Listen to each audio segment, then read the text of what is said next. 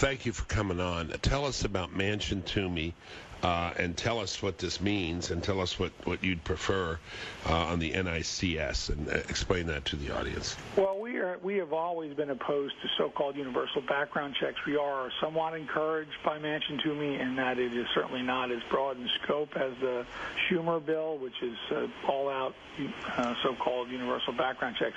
Unfortunately, the Manchin Toomey bill does not address some of our major concerns that we have with the issue.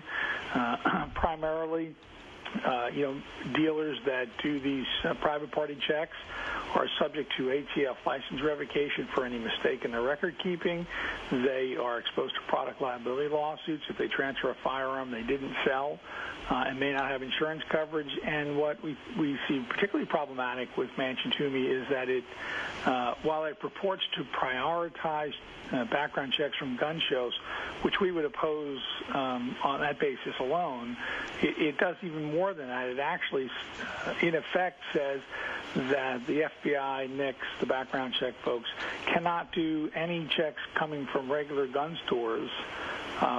They have to first complete background checks originating from gun shows. So if you have a background check where the FBI doesn't get an answer right away and they have to do further research, that shuts down the NICS system for retail gun stores. So, unfortunately, we are opposed to the Manchin Toomey bill or amendment.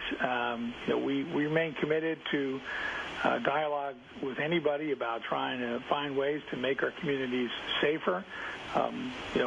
We think the focus needs to be on fixing the background check system before you expand or even have a conversation about expanding it. That's why the National Shooting Sports Foundation has launched a campaign called Fix NICS, where we are working at the state level in about half of the states that have failed to do a good job in getting the records of those that are prohibited under current law into the background check system. The checks are only as good as the data in the database, and if the information is missing, then it doesn't show up in a check, whether it's done by a retailer or it's done at one of these gun shows that's proposed under Manchin Toomey.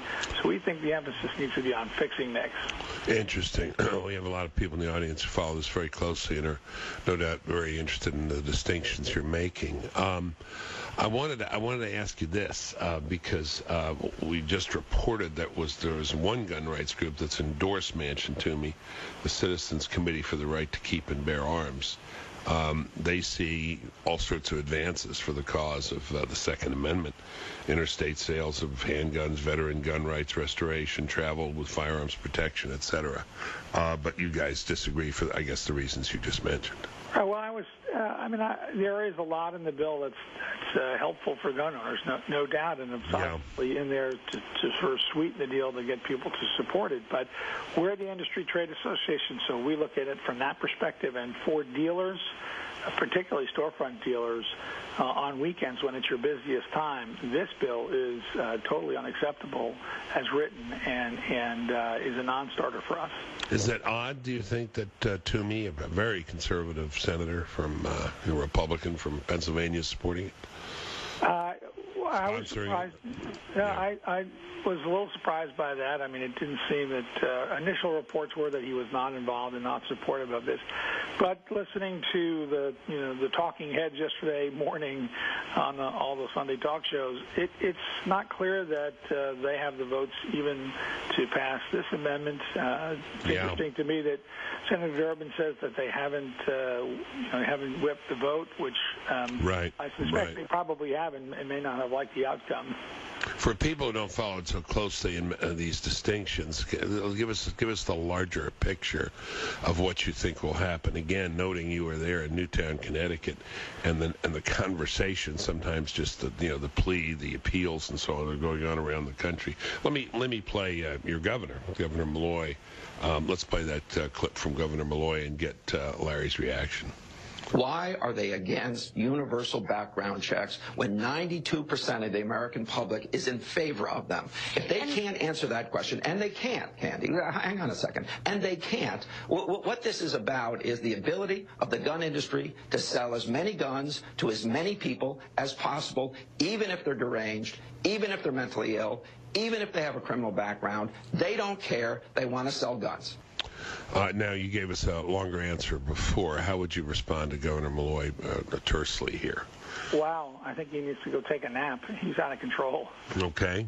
That's a really inflammatory, really unhelpful, unconstructive. This is the same governor who about 2 weeks ago sent letters to the Connecticut manufacturers begging them to please stay in the state, keep their jobs in Connecticut, pay taxes to Connecticut while they make modern sporting rifles that the governor has now banned and said are too dangerous for the citizens of Connecticut to own, but you can sell them anywhere else. For him to beg for us to stay at the same time as he makes comments like that is very unconstructive. Are you staying?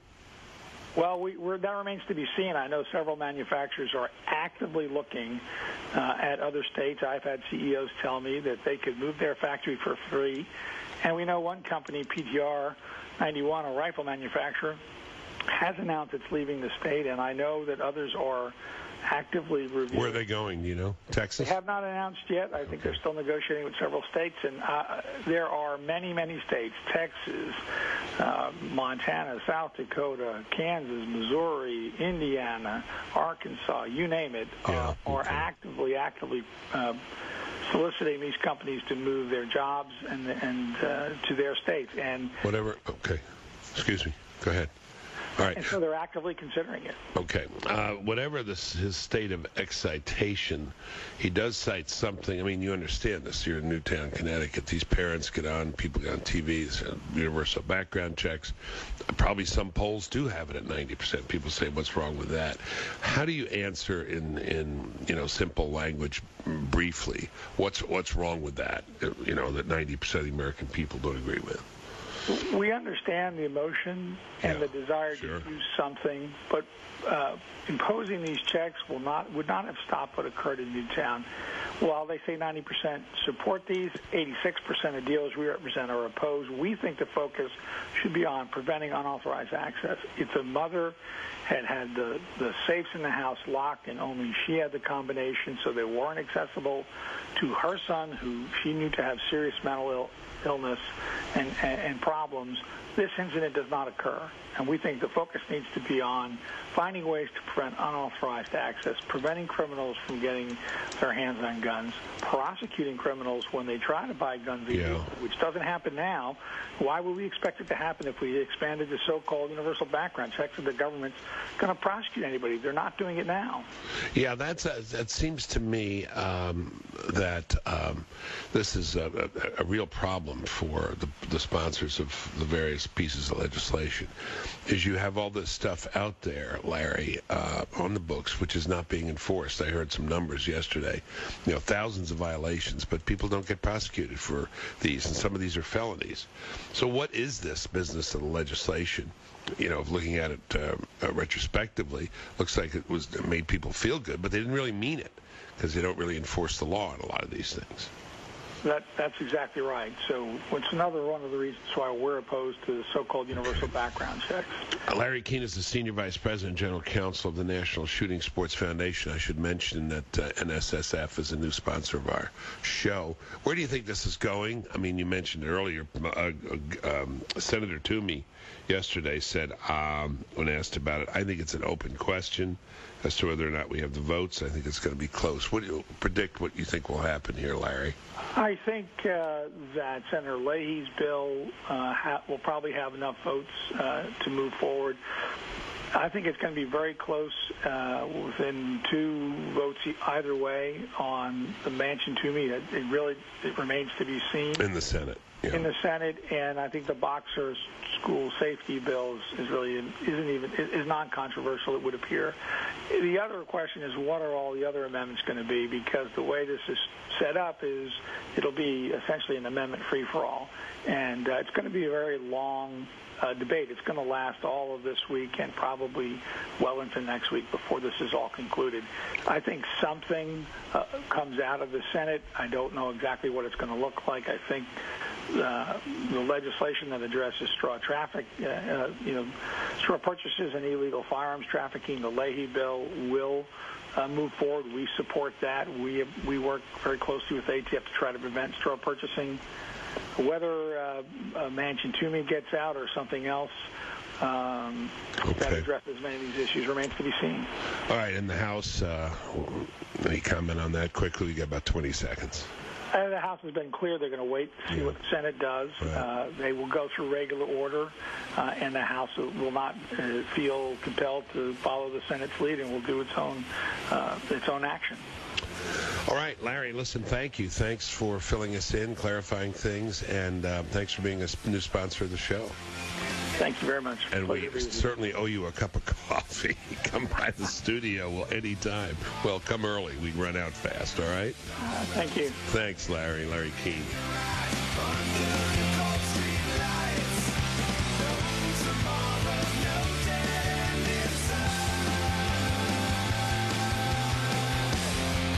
Rush Limbaugh's coming up at noon. Obamacare is taking full effect this year with over 15,000 pages of regulations.